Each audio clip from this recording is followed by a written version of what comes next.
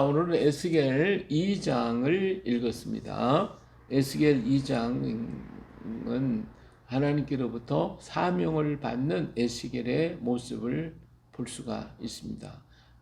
자, 1장에서 우리는 환상을 봤어요. 그 환상이 어떤 환상? 하나님의 보좌가 움직이는 보좌, 그 위에 천군 천사들이 그룹들이 왕래를 하고 오르락내리락 하고 날고 창화하는 그 모든 아주 놀라운 광경, 하나님의 나라의 그 보좌의 그 엄위한 그 광경을 받고 그 하나님의 보좌에 앉아 계신 하나님의 모습을 봤어요. 빛과 같이 사람 모양 같지만 그 빛이 위아래가 다 광채가 비춰가지고 볼 수가 없이 있고 무지개의 형상, 무지개 모양으로 가득 찬 하나님의 보좌의 모습을 보게 됐습니다. 자, 그런데 거기서 보좌에서부터 소리가 나기 시작했습니다. 그가 내게 이르시되 인자야 내 발로 일어서라 내가 내게 말하리라 하시며 그가 내게 말씀하실 때 그 영이 내게 임하사 나를 일으켜 내 발로 세우시기로 내가 그 말씀하시는 자의 소리를 들으니 아마 이 에스겔은 이 놀라운 광경으로 아마 엎드려져 가지고 제대로 뭐 어떻게 몸을 가누지 못하고 하나님의 보좌를 봤으니 인간이 뭐 죽은 자 같이 되어버리네. 요한계시에도 보면 요한이 마치 죽은 자 같이 되어버렸다 그랬어요. 인간이 하나님의 그 밝은 광채 앞에 서게 되면 도저히 설 수가 없어요. 그래서 하나님을 볼 수가 없어요. 하나님을 보면 다 죽을 수밖에 없는 게 인생이거든요. 그러니까 에스겔 자신도 지금 그렇게 쓰러져 가지고 어떻게 뭐 감당이 안 되는 그런 형태의 지금 있는 그런 모습이죠. 그때 하나님의 영이 그에게 찾아와서 한 영이 와서 일어서라 일으켜 세우니까 그때 일어나서 이제 보좌를 보게 되죠. 그때 말씀하시면 내게 이르시되 인자야 내가 너를 이스라엘 자손 곧 패역한 백성 나를 배반한 자에게 보내라 그랬어요. 지금 에스겔은 도대체 우리가 하나님의 선민이요 하나님의 백성이고 그런데 이 하나님이 알지도 못하는 이 이방 족속들에게 사로잡혀가 가지고 정말 왜 이런 고난을 당하는지 그 이유도 모르고 알지도 못해요. 더군다나 그는 제사장의 훈련만 받았고 계속 어려서부터 제사장의 가정에서 제사장의 훈련과 교육 받아가면서 앞으로 제사장이 될 것이라는 그 교육만 받았기 때문에 세상이 어떻게 돌아가는지 잘 모르죠. 잘 모르고 그냥 뭐 자기의 주어진 일에 충성을 다했고 지극히 하나님을 사랑하는 마음으로 주님을 위해서 내가 충성하겠다고 하다가 잡혀온 거거든요. 잡혀와서 5년이 됐어요. 25살이 잡혀와가지고 이제는 나이 30이 됐어요. 30이 되면 제사장이 되는 시간인데 그런 속에서 왜 우리 민족은 이렇게 잡혀가는가? 세상이 어떻게 돌아가는지, 백성 속에 어떤 일들이 일어나는지 뭐 제대로 알지도 못했거든요. 그렇기 때문에 왜 하나님 이 나라가 이렇게 망해야 됩니까? 하고 하나님 앞에 탄식하며 부르짖고 기도했겠죠. 늘 주님 앞에 기도했대. 근데 이 사람들은요 그렇게 뭐 크게 2차 포로로 잡혀간 사람들이 여호야긴 왕이 잡혀갔을 때 잡혀간 사람들인데 이때는 어떤 사람들을 잡아갔냐면 기술자들, 지식인들, 능력 있는 사람들 이런 사람들을 다 잡아갔어요. 근데 이 사람들은 가서 뭐 노예 생활도 많이 하지만 그러나 무엇보다 기술자들이니까 그렇게 뭐 학대를 당하고 어려움을 겪는 것이 아니라 바벨론 나라를 갖다가 건설하는 일에 동참했겠죠. 그런 일을 다 근데 동원이 된 사람들이니까 물론 여러 가지로 힘들고 어렵게 하긴 했어도 그렇다고 해서 너무 뭐 그냥 그렇게 구박을 당하며 했다고 보다는 그래도 그 일에 동참해서 살 수 있었던 사람들이에요. 그런데 이러한 그럼에도 불구하고 에스겔은 너무 안타까운 거죠. 왜 이렇게 우린 잡혀가지고 고향 떠나가지고 이곳에서 이렇게 살고 있는 그 모습을 볼 때에 너무 안타까웠어요. 근데 하나님께서 뭐라고 얘기하시느냐면 에스겔에게 그렇게 기도하고 에스겔이 말씀하시기를 뭐라고 했냐면 오늘 여기 보니까 내가 너를 이스라엘 자손 곧 이스라엘 자손인데 이 이스라엘 자손이 어떤 자손이냐면 패역한 백성이라고 하나님이 패역하다고 얘기를 하는 거예요. 그뿐만 아니라 나를 배반한 자에게 보내노라. 하나님께서 사명을 주신 거 지금 내가 너를 이스라엘 자손에게 보내겠다. 근데 그 자손은 패역했고 나를 배반한 자다. 그리고 그들과 그 조상들이 내게 범죄하여 오늘까지 이르렀나니 이 범죄를 했다는 거예요. 도대체 어떤 범죄를 했는지 뭐 에스겔은 아직도 감이 잘 안 잡히고 있어요. 근데 하나님 계속해서 이런 얘기를 하셔요. 이 자손은 얼굴이 뻔뻔하고 마음이 굳은 자니라. 내가 너를 그들에게 보내노니 너는 그들에게 이르기를 주 여호와의 말씀이 이러하시다 하라. 자, 그들이 얼마나 이 패역한지 얼굴이 뻔뻔하대. 얼굴이 뻔뻔하대. 예. 그래서 그 뻔뻔한 백성에게 내가 보내는데 너는 가서 하나님의 말씀을 보여주면서 하나님의 말씀 이렇다라고 하는 것을 그들에게 얘기해 줘라. 그러면서 하나님이 또 얘기를 하셔요. 그러니까 패역한 족속이라는 말을 계속 하시는 거예요. 하나님께서 그들은 패역한 족속이라. 예, 5절에도 그러죠. 그들이 듣든지 아니 듣든지 그들 가운데 선지자가 있음을 알지니라. 또 패역한 족속. 근데 그 패역한 족속 속에 에스겔을 통하여 선지자가 있다. 이 말은 하나님이 너희들을 지금 간섭하시고 있다. 하나님이 함께 계시다라고 하는 의미가 되죠. 하나님이 그래도 너희를 사랑하시고 계시다. 하나님 너희 속에 있다라고 하는 것을 말씀해 주고 있는 거예요. 자, 인자야 너는 비록 가시와 진리와 함께 있으며 전갈 가운데 거주할지라도 그들을 두려워하지 말고 그들의 말을 두려워하지 말지어다. 그들은 패역한 족속이라도 그 말을 두려워하지 말며 그 얼굴을 무서워하지 말라. 이것도 또 패역한 족속인데 이 패역한 족속들을 향하여 뭐라고 얘기하시냐면 내가 너에게 선지자로 보내는데 너는 선지자인 너는 비록 가시와 찔레와 함께 있을지라도 함께 있으며 전갈 가운데 거주할지. 와, 이거 뭐 대단히 무서운 거죠. 이 선지자가 어디에 들어가 있어요? 가시와 찔레가 있다. 그러니까 주변의 사람이 지금 에스겔이 가서 전하면 주변 사람이 어때요? 막 가시와 찔레로 막 그냥 찔르듯이 우리를 박해하고 핍박하고 모욕을 주고 그러니 그뿐만 전갈 가운데 있대. 전갈이 한번 쏘였다면 그 고통이 얼마나 심한지 그냥 이게 탁 붙잡고 다리가 물렸다면 다리를 꽉 붙잡고 뱅뱅뱅뱅 돌다 쓰러져 죽는다는 게 이 전갈의 독이잖아요. 이제 그 현상이 요한계시록에 보면 아주 자세하게 나와 있는데 그만큼 무서운 독을 가지고 이 전갈인데 그 전갈 가운데 있다 그러면 어떻게 되겠어요? 이건 상상이 안 되는 거잖아요. 그런 고난과 고통과 아픔이 네가 가서 전하면 그런 것들이 있을 거다. 그렇지만 두려워하지 말아라. 그들을 두려워하지 말아라. 그러면 7절에도 보니까 그들은 심히 패역한 자니라. 그들이 듣더니 아니 듣지 너는 내 말로 구할지어다. 이들은 패역해. 얼굴이 뻔뻔해. 그래서 안 들을 거야. 듣든 그래도 그렇지만 너가 듣든지 안 듣든지 생각하지 말고 너는 가서 전해. 이게 하나님의 말씀이에요. 오늘 우리가 그래요. 이 세상에서 살아갈 때 예수님을 전하고 증거할 때 사람들이 고운 눈으로 안 보고 그냥 니나 잘 믿어 하는 정도죠.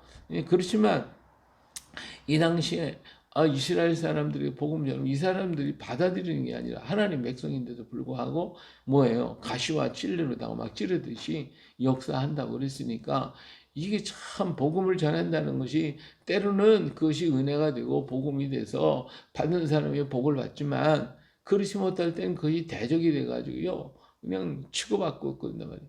자, 베드로가 가서 막 외치고 전할 때는 그게 복이 돼가지고 사람 3,000명이 회개하고 돌아온 역사도 있었지만 스데반이 가서 전할 때에는 돌을 맞아 죽게 되니까 같은 하나님의 말씀을 전하더라도 어떤 때는 그게 그들에게 참 축복이 돼서 아멘하고 회개하는 역사가 일어나지만 어떤 때는 그 말씀이 그들에게는 듣기 싫은 말씀이 돼갖고 싫은 말씀이 돼서 화가 나가지고 막 돌멩이 던지고 안 듣겠다고 해서 스데반 때려 죽이고 그것이 옳다고 사울은 그렇게 생각을 했고 이런 현상이 벌어지거든요. 그러니까 어떤 때를 따라서 백성에 따라서 사람에 따라서 복음 전하는 것이 그들에게 좋은 소리를 들어 회개하는 역사도 있고 그렇지 않으면 듣기 싫은 소리가 돼서 전한 자를 죽이는 수도 있다 그 말이에요. 그러니까 듣든지 아니 듣든지 우리가 해야 할 일은 뭐냐?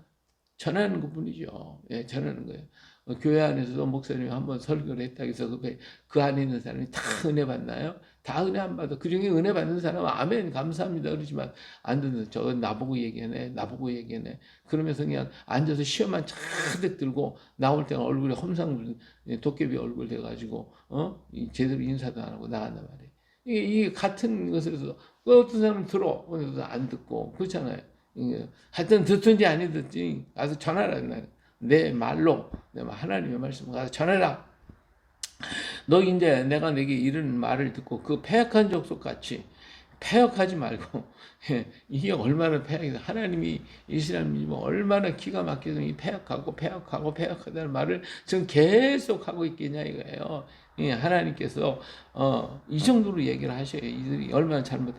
너 인자야 내가 내게 이런 말을 듣고 하나님께서 지금 에스겔에게 하시는 말씀을 잘 들어 그런 얘기죠. 그 패역한 족속 같이 패역하지 말고 네 입을 벌리고 내가 네게 주는 것을 먹어라.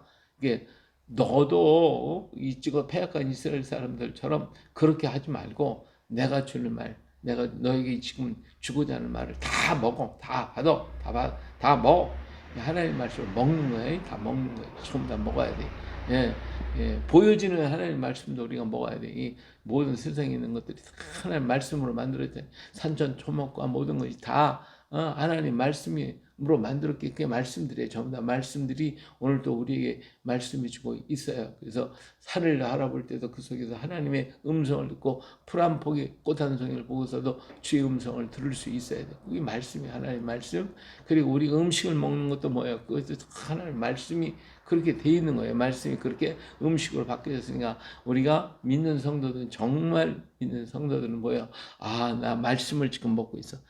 밥을 먹으면서 밥을 먹는다고 나는 말씀을 먹고 있어. 그러는 거거든요. 말씀을 먹어야 되는 거예요. 이 들려지는 말씀 귀로 듣지만 귀로 들으는 하나님 말씀을 먹는 거예요. 자꾸 하나님 말씀을 이렇게 먹고 저렇게 먹으면 우리가 건강해져요. 마음이 건강해지고 영혼이 건강해지고 육체가 건강해지고 그래서 우리는 육으로 만들어진 그런 것을 통해 육이 건강하고 하나님의 영의 말씀을 들어서 내 영이 건강해지고 하나님의 지혜의 말씀을 들어서 내 혼이 또 건강해지고 그래서 영혼 육이 다 말씀을 통하여 건강해져야 할 것입니다. 할렐루야. 그래요. 우리 하나님이 너 딴 생각 먹지 말고 내가 주는 이 말씀을 다 받아 먹어라. 다 받아 먹어라. 오늘 우리 아멘 아멘 하고 받아 먹어야 돼. 아멘 아멘 할 때마다 먹는 거예요. 아멘 아멘 할 때마다. 자, 네 입을 벌리고 내가 내게 주는 것을 먹어라. 네 입을 벌려라. 음식 먹을 때 입을 벌리고 먹듯이 아멘 아멘 하는 것이 먹는 거예요. 먹어야 돼. 아멘 하나님 말씀은 아멘으로 먹는 거예요. 하시오 내가 보니 보라 한 손이 나를 향하여 펴지고 보라 그 안에 두루마리 책이더라. 옛날 성경의 모습이 자기 앞에 쫙 펼쳐져요. 그래서 그가 그것을 내 앞에 펴시니 그 안팎에 글이 있는데 그 위에 애가와 애곡과 재앙의 말이 기록되었더라. 거기 보니까 수없이 많은 애가, 애곡, 재앙의 말들이 막 가득히 기록되어 있는 거예요.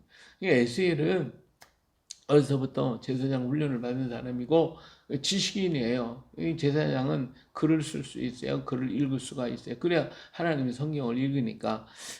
그래서 이 사람은 많이 배운 지식인입니다. 근데 그 당시에 모든 사람들이 다 이렇게 글을 읽고 우리가 오늘처럼 글을 쓰고 읽을 수 있는 그런 능력이 없었어요. 오직 레위 지파 또 제사장 이런 사람들이 서기관이나 이런 사람들이 앉아서 글을 배웠고 글을 쓸 줄 알았고 읽었지 다른 사람은 잘 몰랐어요. 그런데 에스겔은 지금 제사장의 가정에서 배운 사람 똑똑한 지식인이었기 때문에 그 앞에 말씀이 쫙 두루마리가 펴져 있는데 보니까 그 안에 말씀들이 쫙 기록된 게 눈에 쫙 들어들어요. 들어있는데 거기 보니까 뭐요? 애가가 있고 애곡이 있고 재앙의 말들이 가득히 기록되어 있는 그러한 두루마리를 하나님께서 그 앞에 쫙 펼쳐주고 있었어요. 하나님께서 이 말씀을 다 먹으라는 거예요. 다 먹어라, 다 먹어라. 그죠? 8절 다시 읽어보면 너 인자야 내가 내게 이런 말을 듣고 그 패역한 족속같이 패역하지 말고 안 먹겠다고 하지 말고 내 입을 벌리고 내가 네게 주는 것을 먹으라. 하나님 말씀 먹어야 돼. 오늘도 지금도 먹는 거 또 먹는 거 계속 먹는 거예요. 내가 내게 주는 것을 먹으라 하시기로. 그래서 뭘 먹을까 이게 보고 있는데 한 손이 에스겔 앞에 쫙 펼치는데 나타나는데 그 안에 그 손에 두루마리가 잡혀. 그 두루마리가 그 앞에 쫙 펼쳐. 이거 먹으라는 거야, 먹으라는 거야. 근데 보니까 그 안에 말씀들이 막 기록되어 있는데 애가와 애곡과 재앙의 말이 가득히 기록되어 있는 것을 봤다. 그랬어요. 그래, 오늘 우리가 하나님의 말씀을 펴보면 하나님이 축복의 말씀도 있는가 하면 재앙의 말씀, 책망의 말씀, 애가의 말씀도 막 다 기록되어 있거든요. 근데 하나님의 말씀을 직접 얘기할 때는 그 사람한테 얘기하는 거예요. 그러나 그 말씀을 기록했을 때에는 그 기록한 말씀이 그때 읽는 사람에게 주시는 말씀이거든요. 오늘도 이 말씀을 에스겔에게만 준 게 아니라 내게도 지금 하고 계시다. 내게. 할렐루야. 그래서 내게 지금 하나님이 말씀하시고 계시다 하는 것을 알고 하나님 아멘 내가 먹습니다. 에스겔에 먹듯이 내가 먹습니다 하고 먹어야 돼. 그러면 그 말씀이 우리 속에 들어와서 생명의 말씀, 은혜의 말씀, 능력의 말씀, 살아서 역사하는 말씀으로 화해해서 우리가 강한 사람이 될 수가 있게 되는 것이고 그래요. 오늘도 우리에게 펼쳐주신 말씀을 마음껏 배불리 먹고 하나님의 말씀이 기록된 말씀 그리고 만들어진 말씀이 있어요. 이 모든 음식 이런 모든 게 다 만들어진 말씀 그리고 하나님의 말씀이 육을 입었어요. 그 말씀이 누구예요? 예수님은 말씀이 육신이 돼서 오셨어요.